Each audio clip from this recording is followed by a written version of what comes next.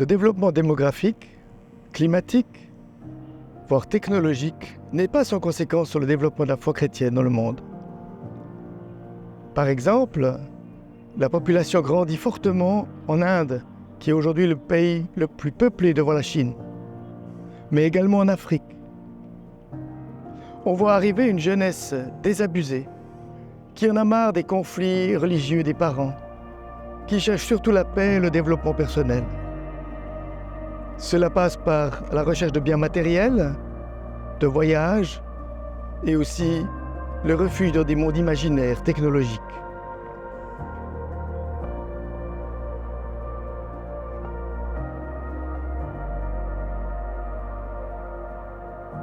Prenons l'exemple de Kader. Kader est l'un de ces jeunes désabusés par l'islam. Il préfère se réunir avec ses amis pour boire, fumer, rire.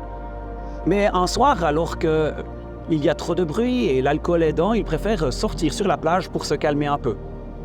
Là, dans le bruissement agréable et déstressant des vagues, il perçoit une voix. Une voix qui ne vient de nulle part apparemment puisqu'il n'y a personne. Il décide donc de suivre cette voix et il tombe sur une radio qui diffuse un message chrétien. Agacé par le message qui est diffusé, il veut changer de programme, mais là encore, un message chrétien. Il veut alors éteindre la radio, mais il s'aperçoit qu'elle n'est pas alimentée. Pas de câble, pas de batterie. Choqué par ce qu'il vient de vivre et par ce qu'il a entendu à la radio, il va finir par donner sa vie à Jésus. Aujourd'hui, Kader est un évangéliste très actif dans son pays.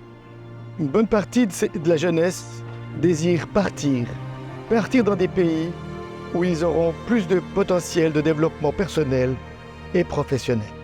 La foi chrétienne se développe dans des pays où jusqu'à présent, elle n'avait aucune place, notamment grâce au développement technologique. Grâce à la télévision satellitaire, des émissions atteignent des régions reculées. Avec les réseaux sociaux, on touche des populations qui jusqu'ici étaient totalement inatteignables. Même là où les pouvoirs totalitaires limitaient toute possibilité d'accès à la foi. Et on voit aussi que les supports pour la Bible, notamment, ce sont des vidéos, ce sont des applications, de Bible audio, permettent de toucher des populations qui soit ne savent pas lire, soit n'a pas le droit d'avoir un texte biblique.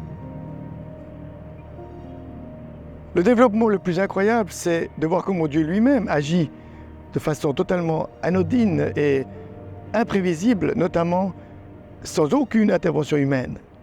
Je pense notamment à toutes les visions, les révélations, les apparitions du Christ dans le monde, qui font que des gens qui souvent ne savent même pas ce qui leur arrive, sont confrontés avec la foi et vont à la recherche d'informations. Donc évidemment, on pourrait être déçu par rapport à l'évolution de ce monde qui va vers sa perte et on sent qu'il y a un grand déclin qui arrive. Mais en tant que croyants, nous pouvons aussi nous réjouir de voir que cette évolution apporte de l'espoir parce que Dieu lui-même intervient. ACPI travaille dans plus de 60 pays sur 4 continents avec des partenaires locaux qui parfois prennent de grands risques pour faire connaître le message de Jésus et former les futurs serviteurs de Dieu.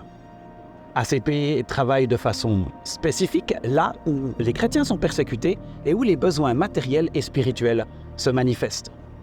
Une action qui peut se résumer en 3 axes. Soutenir les chrétiens persécutés, aider les personnes dans la détresse, faire connaître Jésus-Christ.